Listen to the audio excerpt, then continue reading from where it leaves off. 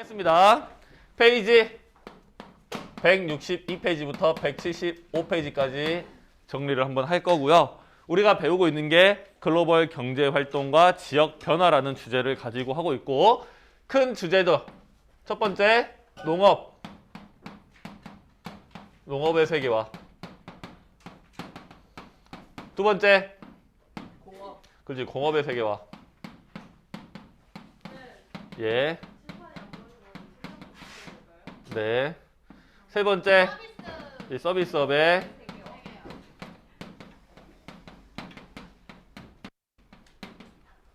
이렇게 세 가지를 우리가 배우고 있었습니다. 그래서 이 농업의 세계화에서는요, 첫 번째 배웠던 게 자급적에서 그죠? 상업적. 두 번째는 큰 주제로는 이제 지역 변화가 있었죠. 지역 변화. 결국 우리는 관심 있는 게 이 지역 변화였었다라고 말씀드렸습니다. 왜냐하면 우리가 배우고 있는 게 지금 과목이 뭐야? 사회. 그 안에서 세부 과목 보면 뭐야? 지리. 지리는 뭐에 관심이 많다고? 공간에 관심이 많고, 그게 결국 우리가 표현되는 게 뭐다? 지역이다라고 우리가 이야기 드렸습니다. 그래서 지역 변화에 대해서 관심이 많습니다. 그래서 지역이 어떻게 변하느냐, 장점과 단점 이런 것들에 우리의 관심이 좀 있었고요. 공업의 세계화에서는 우리가 뭘 배웠죠? 자, 첫 번째로 경제활동의 세계화 배웠고요. 그 다음에 다국적 기업의 공간적 분업 배웠습니다. 왜 공간적 분업? 마지막 또 관심 뭐야? 지역 변화. 서비스업의 세계화도요, 서비스업 자체에 대해서 우리가 이야기했고요. 그 다음에 서비스업의 세계화를 우리가 이야기를 나눴죠. 그래서 이 서비스업의 세계화 안에서는 뭘 이야기했었냐 우리가 하면, 세계화가 어떻게 진행됐는가, 즉 공간적 분업, 서비스업의 공간적 분업 플러스 지역 변화, 이제 거기까지 배웠었죠. 기억하시죠? 결국 마지막은 뭐야? 관심 많은 게 그래서 지역 변화야. 그래서 이 지역 변화를 꼭 잊지 말아 주시라 라는 겁니다. 자, 이거 좀 지울게요. 자, 그럼 첫 번째부터 시작합니다. 농업의 세계화. 우리가 이제 자급적 농업에서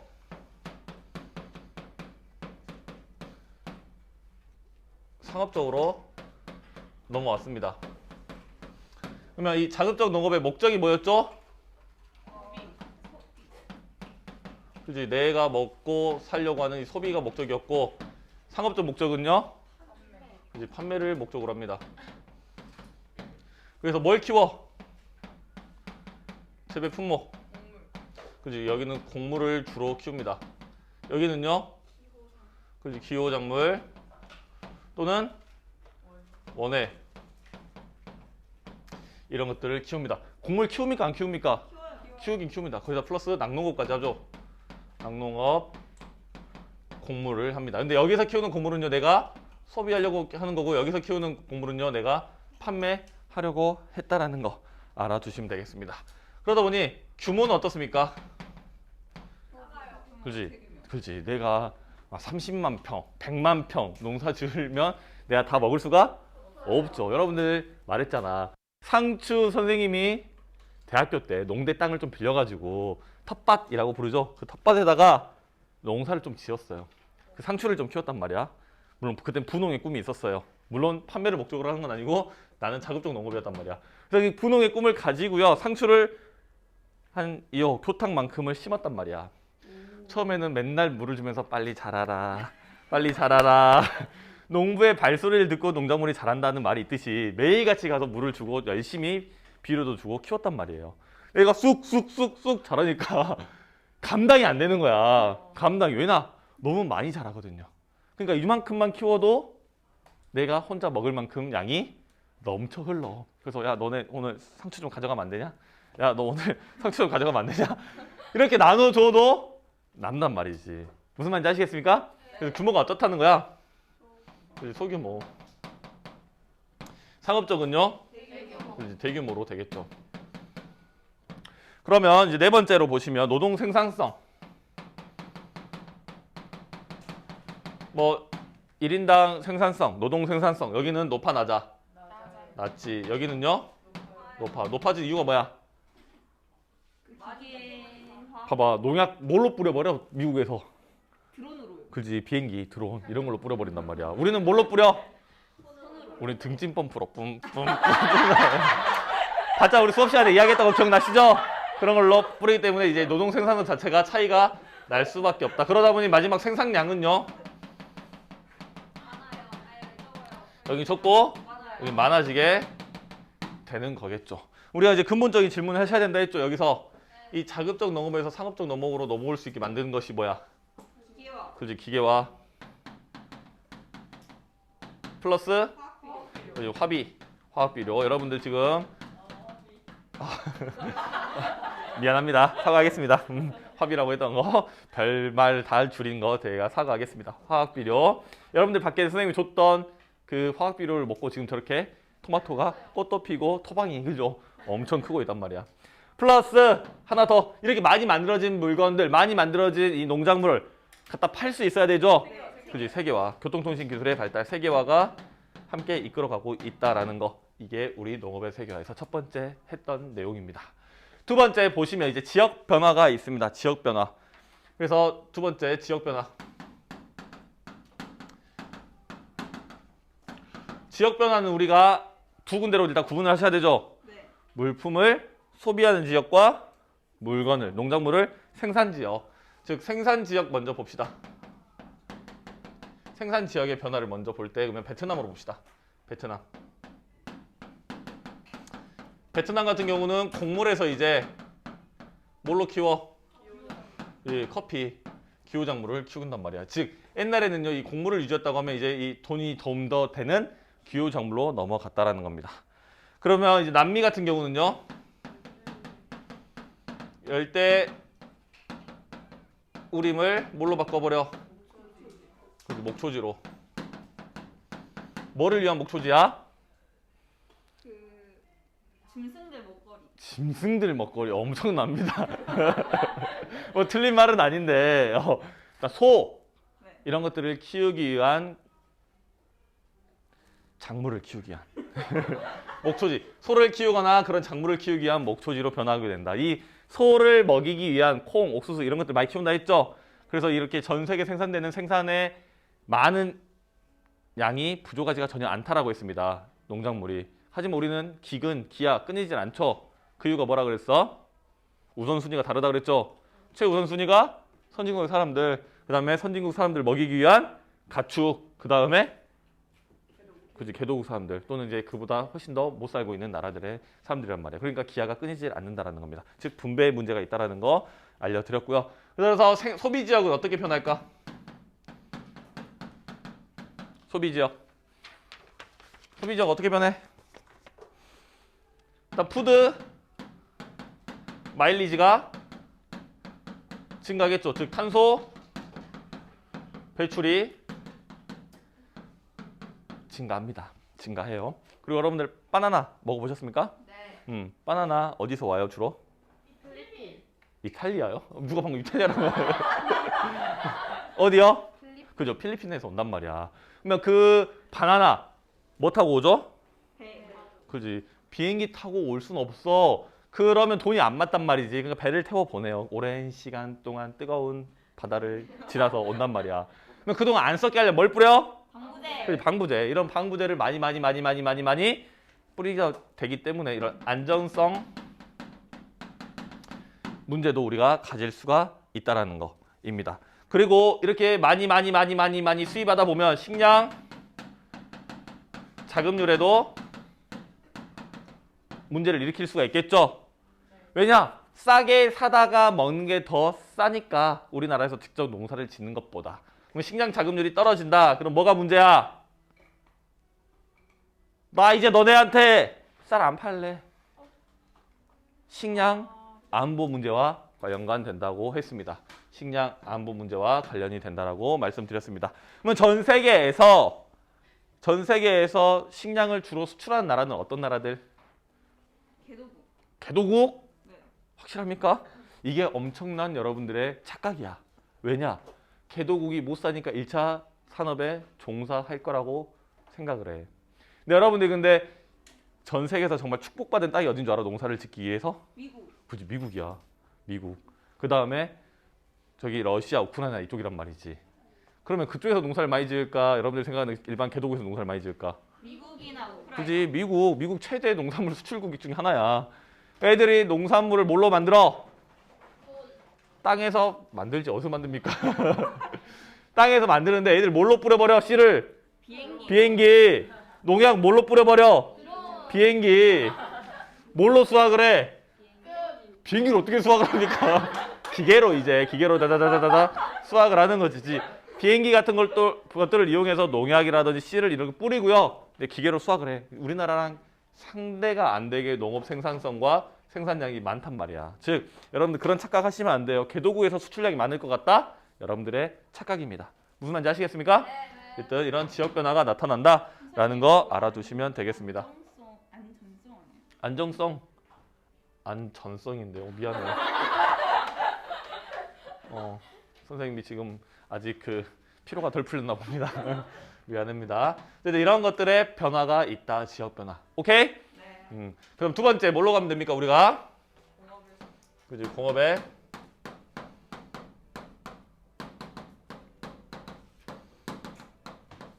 공업의 세계화입니다. 공업의 세계화. 일단 공업의 세계화로 넘어가기 전에 경제 활동의 세계화가 먼저 첫 번째 주제였죠?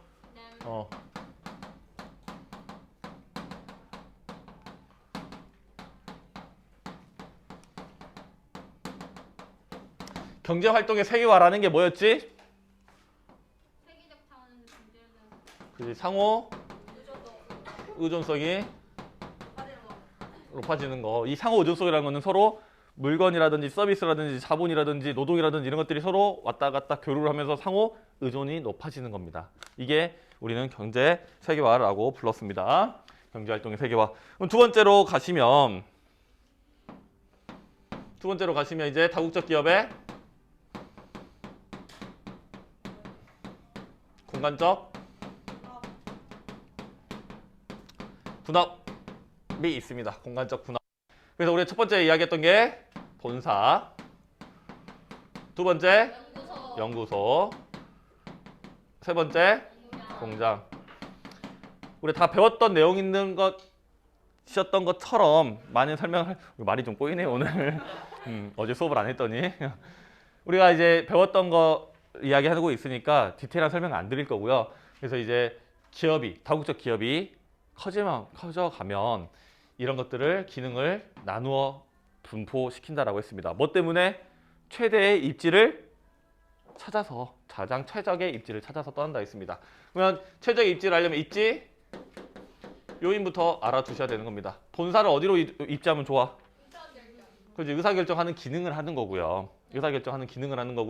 본사는요, 자본과 정보가 풍부한 곳, 그 다음에 고학력, 우수한 인력들이 많은 곳에 가게 되겠죠. 고급 인력을 확보할 수 있는 곳.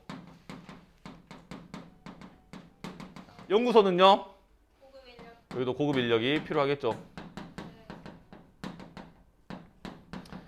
공장은요, 지능이 낮은 사람들이 아니야. 왜 그래? 초임금 노동력과 낮은 지가.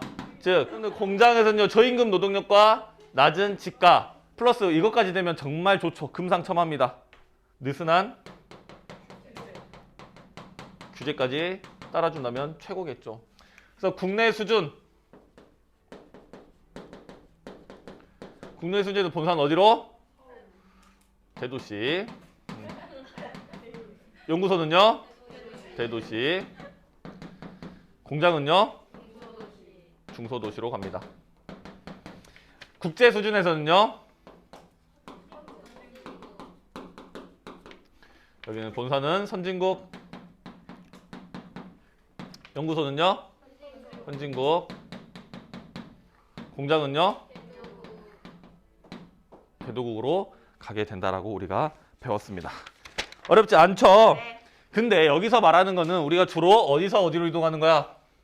선진국에서 개도국. 그지? 선진국에서 개도국으로 이동하는, 공장 이동하는 걸 우리가 배우고 있는데 이렇지 않은 사례들이 나온다 그랬지? 네.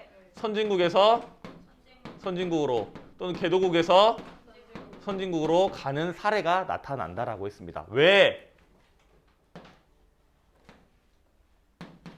경제 블록 때문에. 예를 들어드리면 EU 또는 USMCA. 여러분들 책에는 나프타라고 되어 있죠? 왜냐? 바뀌지 않았으니까 아직. 여러분들 책은 나프타가 이제 USMCA로 바뀌었어요. 너무 어렵게 생각하지 마십시오. US, 미국, 멕시코, 캐나다 어그리먼트, 즉 미국, 멕시코, 캐나다 협정이라고 생각하시면 돼요. 나프타 똑같죠? 노스 아메리카, 북아메리카 프리트레이드 어그리먼트를 이름을 좀 변경했다라는 거 알아두시면 됩니다. 근데 요 안에 들어가려고 이런 선진국의 선진국 또는 개도국의 선진국에 공장을 분포시키는 경향이 생긴단 말이야. 뭐 때문에 그 경제블록 안으로 들어가려 그래? 그지? 무역장벽. 무역장벽을 뚫기 위해서. 물론 경제활동의 세계화가 되면서 무역장벽이 상당히 낮아지고는 있습니다. 하지만 무역장벽이 전혀 완전히 없어질 수는 없다고 말씀드렸죠. 완전히 다 없어져 버리면 전 세계가 자유무역이 될 것 같지만 실질상으로는 선진국이 개도국을 이제 식민지화, 경제적 식민지화 시킬 수도 있게 되는 거라고 말씀드렸습니다. 그래서 이 무역장벽, 즉 관세와 규제를 뛰어넘기 위해서 이렇게 경제블록 안으로 들어가는 행위가 보인다라고 했습니다. 대표적인 게 뭐라 그랬죠? 예전에 멕시코의 그지 마킬라도라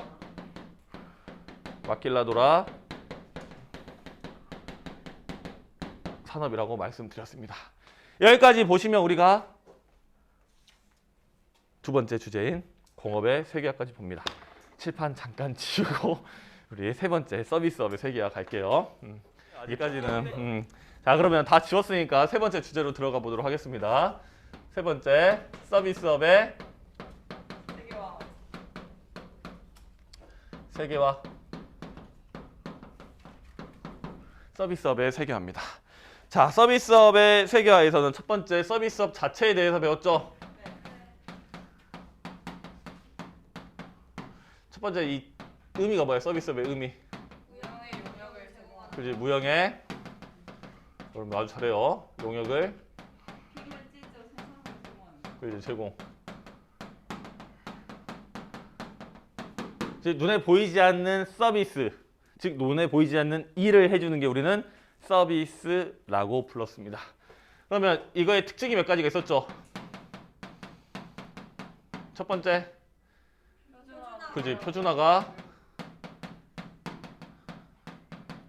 어렵다. 우리 저번에는 하나로 합쳐봤는데 두 개 나눠볼게요. 두 번째, 기계화도 어렵다. 그 다음에 고용 창출 효과가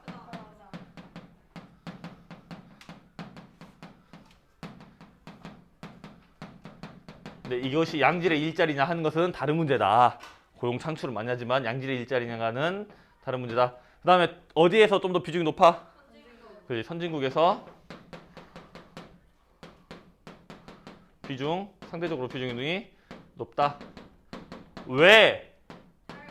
그렇지, 탈산업화 또는 탈공업화라고 하셔도 돼요. 즉 우리 다국적 기업의 이동에 따라서 공장이 다 어디 가버렸지? 개도국으로 가버렸어. 이제 산업 구조를 바꿔야 되는 겁니다. 선진국에서는. 그래서 서비스업 계열로 좀 더 많아지게 되고요. 플러스 알파로 사람들이 소득 수준이 높아지고요. 여가 시간이 많아지면 뭐에 대한 욕구가 생긴다고? 아니, 새로운 서비스에 대한 수요가 증가한다는 거지. 자, 봅시다. 여러분들 집에서 빨래, 설거지, 청소 누가 합니까? 엄마가, 아빠가 또는 여러분들이 할 거야. 왜 여러분들이 직접 해? 왜 여러분들 부모님이 해? 여러분들 집에 가정부 없어? 가사 도우미 없어? 네. 왜 없어? 돈이 없어요. 그 돈이 없어 우리는. 그거에 대한 수요는 있어. 우리가 갖고 싶어, 그렇지? 네. 나도 오늘 집에 가서 청소해야 되고요. 빨래 해야 된단 말이야. 싫어. 빨래하기 귀찮단 말이야. 나도 누가 내 집안일을 좀 도와줬으면 좋겠어. 수요는 있어. 갖고 싶단 말이야. 나도 가사 도우미. 근데 왜 못 가져? 돈이 없어서. 그래, 돈이 없으니까. 근데 더 소득이 늘어나? 돈이 많아? 정말 돈이 많으면 그런 가사 도우미 쓸 수 있겠지. 무슨 말인지 알겠어? 머리 돈이 없으면 누가 잘라? 내가 잘라야지. 머리 딱 보면서 쫙쫙 잘라야지. 근데 그래도 미용실 갈 수 있잖아. 옷 사서 입을 수 있잖아. 무슨 말인지 알겠죠? 손톱, 네일 이런 거 바를 수 있잖아. 이해되십니까? 이런 소득과 여가 시간이 늘어나면 그런 거에 대한 수요가 증가한다라는 거. 오케이? 자, 그러면 우리 특징 봤고요. 자, 유형도 있었습니다. 유형.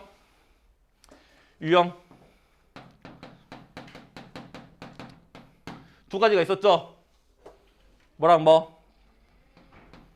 소비자의 서비스. 그렇지. 소비자, 서비스. 두 번째, 생산자.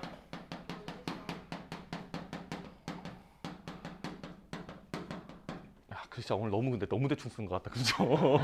마음이 급해서 그래. 쓸 게 많아가지고 여러분들 영상에다가는 선생님이 하나하나 타이핑해가지고 해드릴 테니까 그거 보고 잘 쓰십시오.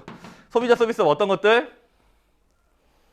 미용업, 그렇지. 미용업, 음식업, 그렇지. 음식, 서비스, 뭐 숙박 등, 즉 사람이 이제 소비하는데 사용되는 것을 우리는 소비자 서비스업이라고 하고요. 소비자들이. 생산자는요, 대표적인 게 파이어가 있었죠.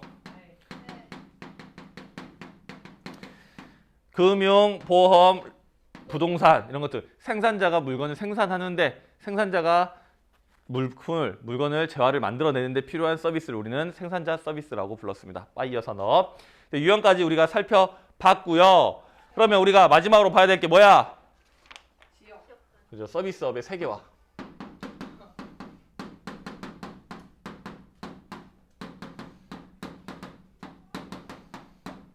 서비스업의 세계화가 있습니다.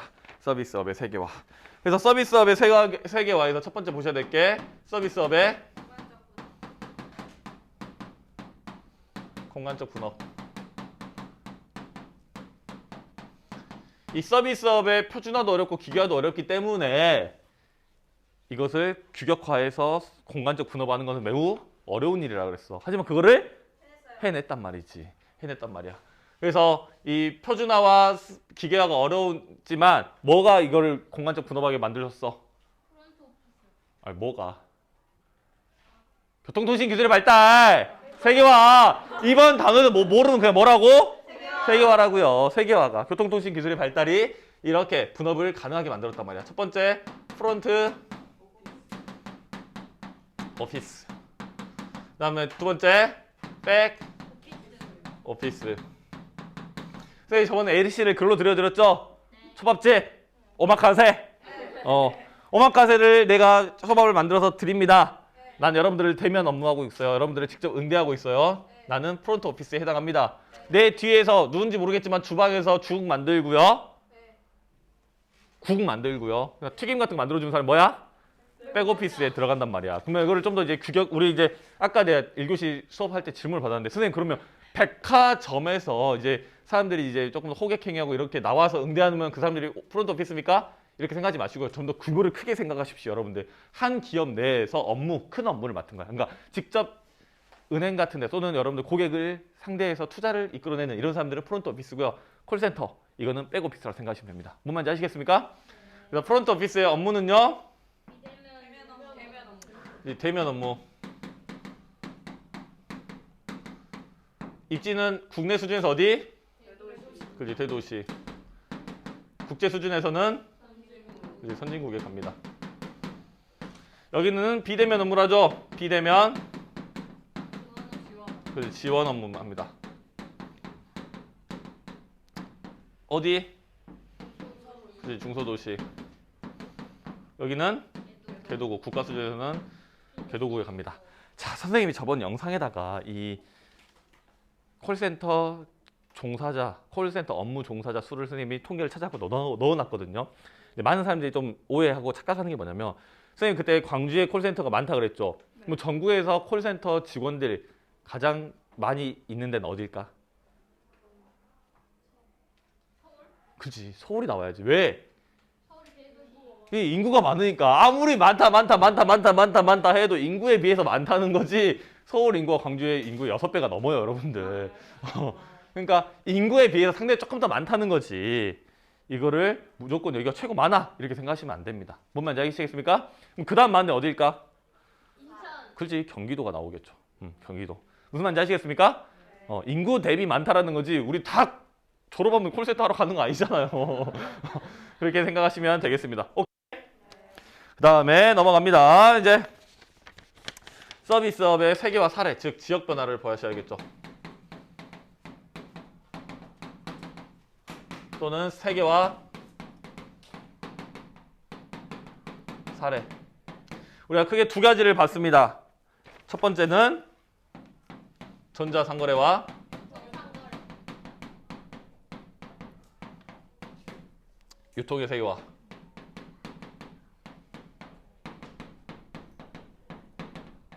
를 봤습니다, 우리가. 그래서 일단 우리 전자상거래라는 게 뭔지부터 이야기했었죠. 상거래라는 것은 물건을 사고 파는 거, 전자라는 것은 온라인에서라는 이야기라고 했습니다. 그래서 즉 온라인에서 물건을 사고 파는 것을 우리는 전자상거래라고 이야기를 했습니다. 그래서 이 전자상거래와 유통의 세계화 때문에 변화가 있었죠. 오프라인에서 온라인으로 가게 됩니다. 즉 오프라인에 뭐가 쇠퇴해? 업체, 소매업체가 쇠퇴하고요. 이 온라인이 커져 나가게 되죠. 그러다 보니까 뭐가 발달합니까? 택배 배달. 그렇지, 택배, 물류. 택배가 발달합니다. 우리가 물건을 사면 우리가 받으러 가는 게 아니죠. 갖다 줍니다. 그러니까 이게 발달하다 보니까 물류센터가 필요합니다. 이 물류센터 어디에 생겨? 어디에 생기냐? 대도시 주변. 대도시에는 비싸니까 못 들어오고요. 대도시 주변에 생기게 되는 게 이 물류센터라는 거. 우리가 배웠었습니다. 두 번째, 관광 배웠죠?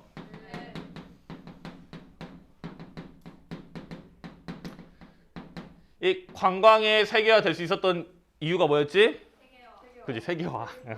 세계화 되다 보니까 다른 지역에 대한 정보가 전 세계적으로 퍼져나가고요. 그것을 받아들인 사람들이 그곳에 관심이 생기고요. 관심 생기면 가, 안 가? 그지? 네, 근데 봐봐. 여러분들이 지나가다가 이성에 관심이 생겼어. 모두 다 내 것으로 만들 수 있습니까? 아니잖아. 아니란 말이야. 충분한 것들이 있어야 된단 말이야. 그죠? 충분한 여러분들의 매력이 있어야 그 이성을 나의 것으로 만들 수 있지. 그런 것처럼 관심이 생긴다고 모든 사람들이 그곳에 갈 수 있는 것은 아니야. 갈 수 있지만 뭐가 필요해? 돈. 그리고 또 뭐가 필요해? 시간. 충분한 소득의 증가와 충분한 여가 시간의 증가가 이런 것들을 만들어냈다. 즉 세계 여행, 이런 관광의 세계화는 좀 더 어느 지역에 사는 사람들한테 좀 더 많이 갔겠어. 선진국 사람들한테 훨씬 더 혜택이 많이 가게 되는 거죠. 일단 그래서 우리가 방금 이야기를 했고요. 유형들이 있었죠. 우리가 배웠던 유형. 첫 번째 스크린 투어가 있었고요. 두 번째 다크 투어리즘. 스크린 투어가 뭐라 그랬어? 그지? 영화에 나온 곳을 찾아가 보는 것이라고 했었죠. 다른 방금 7시 수업하고 오는데 뭐라고 하냐면 스크린 띄워놓고 세계 여행하는 거라고 하더라고. 구글어스로 보면 된대. 물론 그렇게 갈 수도 있긴 하겠지만 우리가 직접 가서 느낄 수 있는 이 공감감이라는 게 있죠. 그러니까 이 스크린 투어는 영화에 나온 곳을 찾아가 보는 거야. 전 세계적으로 보면 이제 반지의 제왕에 나왔던 뉴질랜드라든지 한국으로 치면 군산에 저번에 이야기했던 초원 사진관 그런 데를 이제 가보는 겁니다. 하지만 이게 선생님 개인적으로는 이 수명이 그렇게 길지만은 않을 것 같다. 아까 이야기했던 초원 사진관 여러분들이 태어나기도 훨씬 전인 98년도쯤에 나왔던 거야. 뭐 50년 있다가도 그걸 찾아갈까? 아니요. 어쨌든 여러분들의 이제 생각에 맡기겠습니다. 그거는. 다크 투어리즘 뭐죠? 약간 희생. 그죠. 좀 참사가 일어났던 역사적으로 좀 슬픈 일이 있었던 곳을 찾아가 보는 거죠. 그래서 이제 전 세계 수준으로 보면 뭐 아우슈비츠 수용소라든지 유대인 학살이 일어났던 뭐 9.11 테러 그 장소라든지 또는 이제 우리나라로 치면 세월호 또는 이태원 또 광주의 5.18 이런 데를 전남도청 이런 데를 가보는 것도 다크 투어리즘의 하나라고 볼 수가 있습니다. 거기 가서 막 눕고 떠지고 놀자는 거 아니죠? 거기 가서 이제 그런 슬픔을 경험해보고 역사적으로 공부를 해보자 이런 뉘앙스라고 생각하시면 되겠습니다. 어렵지 않죠? 이제 마지막으로 이제 지역 변화입니다. 지역 변화. 지역 변화인데 자리가 없으니까 좀 여기다 빼서 하겠습니다. 지역 변화입니다.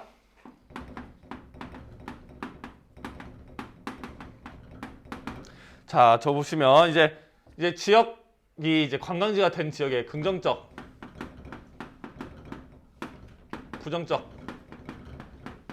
있을 거란 말이에요. 긍정적인 게 뭐야? 경제 활성화.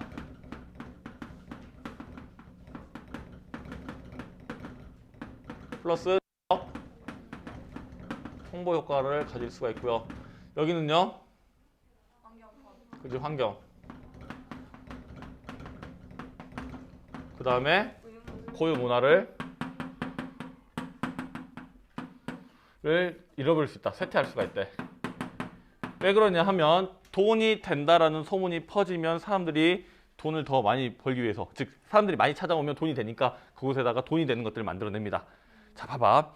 옛날에 제주도에 제주스러움이 좋아서 갔던 사람들이 이제 제주도에 가면 제주스럽지 않다라고 이야기를 한단 말이야. 왜냐 하면 사람들이 많이 오니까 동네 분위기를 반영한 그런 카페들은 없어지고요. 스타벅스, 할리스, 뭐 이런 투썸 이런 것들처럼 체인점들이 생긴단 말이야. 제주도까지 가가지고 체인점을 가는 거야. 왜? 익숙하니까, 편하니까. 그럼 그런 것들이 우르르 생기겠죠? 그러면 예전에 있었던 그런 제주스러움이 남아있을까?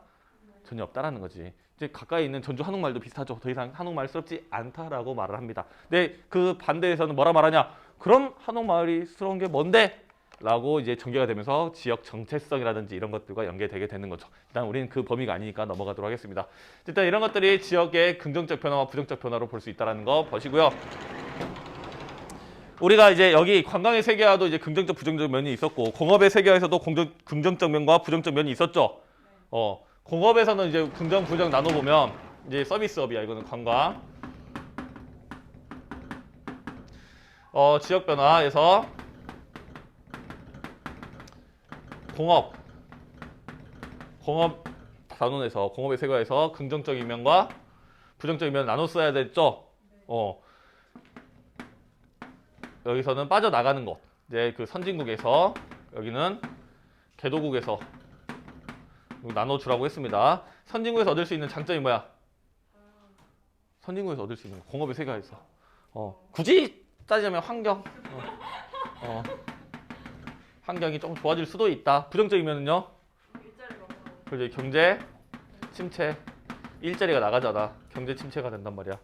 개도국에서 얻을 수 있는 긍정적인 면은요? 그렇지, 경제 활성화. 플러스 기술 이전까지도 볼 수 있죠. 헷갈리지 마시라고 여기다가 마지막에 정리해 드리는 거야. 개발도상국에서 얻는 부정적인 면은요? 환경이 좀 나빠지겠죠. 플러스 자본이 유출될 수 있어요. 즉 여기서 얻은 이익을 다 어디로 가져가 버려? 그렇지, 선진국 본사로 가져가 버린단 말이야. 그러니까 이런 단순 생산 기지로 전락해서 이 자본이 유출될 수도 있다라는 거. 그러니까 여러분들 이제 3차 산업의 세계화, 2차 산업의 세계화, 1차 산업의 세계화까지 지역 변화를 쫙 다 같이 한번 정리해 주시면 좋겠죠? 네. 선생님이 힘이 난다고 하면 그거를 정리해서 올려드리도록 하겠습니다. 혹시 질문?